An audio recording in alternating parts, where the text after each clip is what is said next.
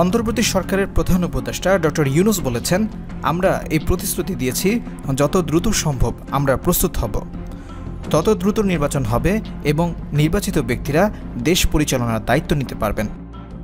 তিনি বলেন, সংবিধান সংশোধন, সরকারের পরিধি, সংসদ এবং নির্বাচনী নিয়মাবলীর সম্ভাব্য সংস্কারের বিষয়ে দ্রুত ঐক্যমতে পৌঁছানো প্রয়োজন। আমরা অন্তর্বর্তী সরকার, তাই আমাদের সময়কাল যতটা সম্ভব কম হওয়া।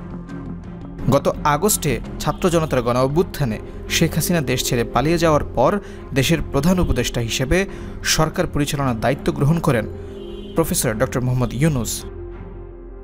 কোটা সংস্কার আন্দোলনকে কেন্দ্র করে গণ অভ্যুত্থানে শেখ হাসিনার 15 বছরের স্বৈরশাসনের পতন ঘটে। এই আন্দোলনে পুলিশ ও নিরাপত্তা বাহিনীর দমন-পীড়নে 700 জনের বেশি মানুষ নিহত হয়েছেন, আহত হন আরও কয়েক হাজার মানুষ। হাসিনার ক্ষমতাচ্যুতির পর থেকে বাংলাদেশে অস্থিতিশীলতা দেখা যায়।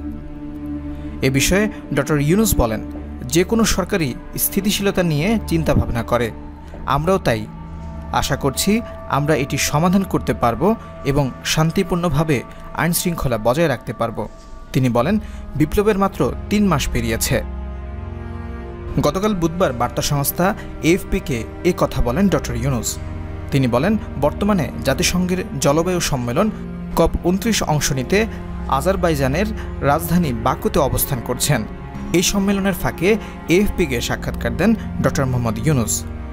শান্তিতে নোবেল বিজয়ী অর্থনীতিবিদ ডক্টর ইউনূস বলেন, সংস্কারের গতি ঠিক করে দিবে নির্বাচন কত দ্রুত হবে।